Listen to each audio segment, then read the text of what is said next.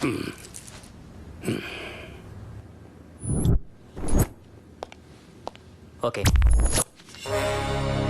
నమస్కారం సార్. నమస్కారం.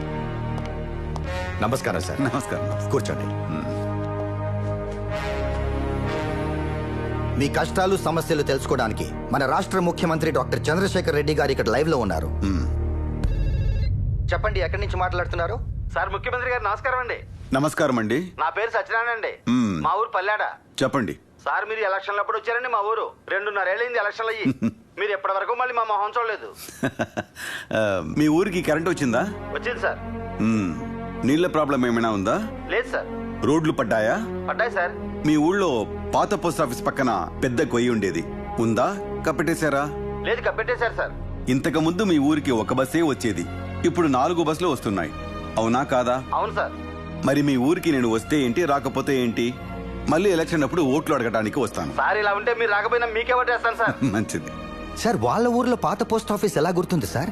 రాష్ట్రమంతా పాదయాత్ర చేశానయ్యా, నా కాకపోతే మరి ఎవరికి తెలుస్తుంది?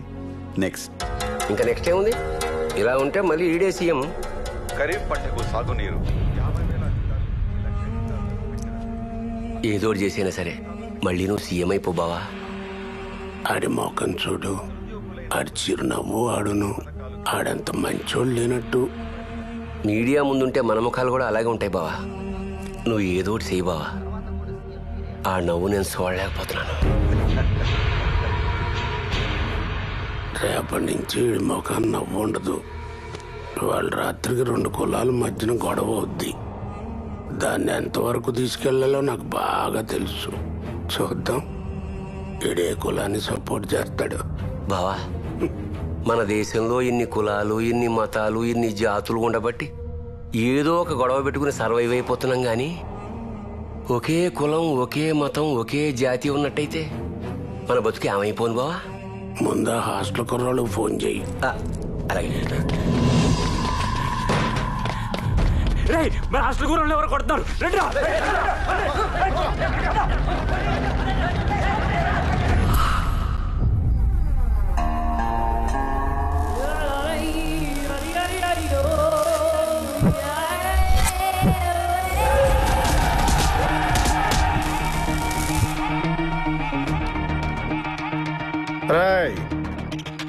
గొడవేంటి? ఏం లేదు అల్లుడు. ఏంటి? ఏముందా, పక్కేదులు ఎస్సీ హాస్టల్, బీసీ హాస్టల్ కుర్రోళ్ళు కొట్టుకుంటున్నారు, మనకెందుకులే.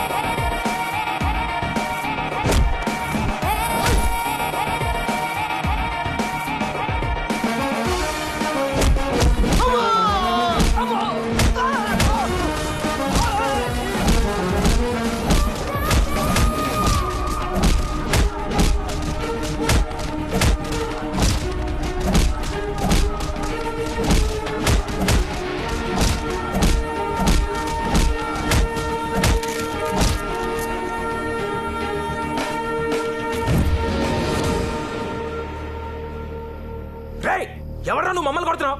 నువ్వెందుకు కొడుతున్నారండి? మా హాస్టల్ గుర్రం కొట్టారంట. కొట్టిన వాళ్ళ పేరు తెలుసా? తెలీదు. ఎందుకు కొట్టుకున్నారు రీజన్ తెలుసా? తెలీదు. అసలు మీరు ఏ కారణం లేకుండా కొట్టుకున్నారని తెలుసా?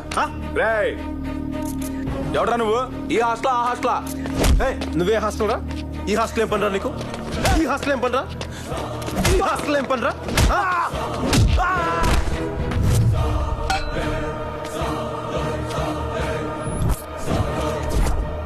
మీరెవరు సార్?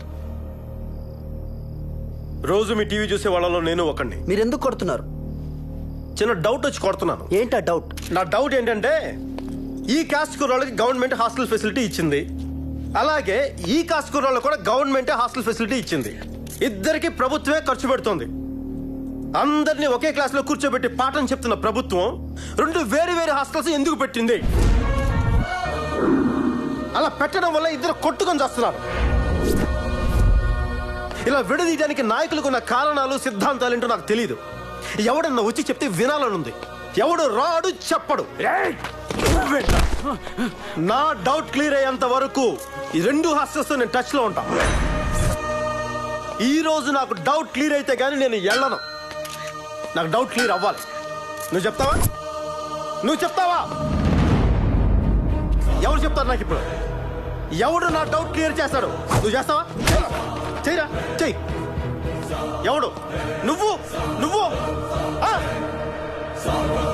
ఈడెవడు బాబు మధ్యలో మన ప్లాన్ అంతా పాడు చేసేసాడు. ఇప్పుడు చూడు టాపిక్ డైవర్ట్ అయిపోయింది. ఆన్సర్ లేని క్వశ్చన్స్ అడుగుతున్నాడు. ఎవడయ్యాడు? ఎవడ్రా వీడు? వాళ్ళ పాయింట్ మాట్లాడండి. ఎక్కడుంటాడే వీడు? సాలాకు దమ్ హై రే.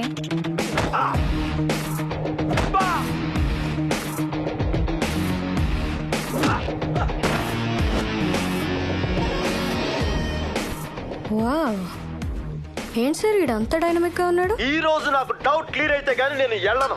చా, సమాధానం చెప్తే గానీ వెళ్ళవా? అర్ధరాత్రి పూట ఎవడెత్తి చెప్తాడురా నీకు? ఎవ్వరూ అడగలేని జరిగే ధైర్యం ఉంది ఇతరులో. అంతేకాదు సార్, మొహం చూడండి, బాగా ముండోడ్లో ఉన్నాడు. ఎవడు నా డౌట్ క్లియర్ చేస్తాడు? నువ్వు చేస్తావా? చెయ్యి. వీడిని ఒకసారి కలవాలనిపిస్తుంది. కలిసేస్తావా? సరే కలిసేయ్.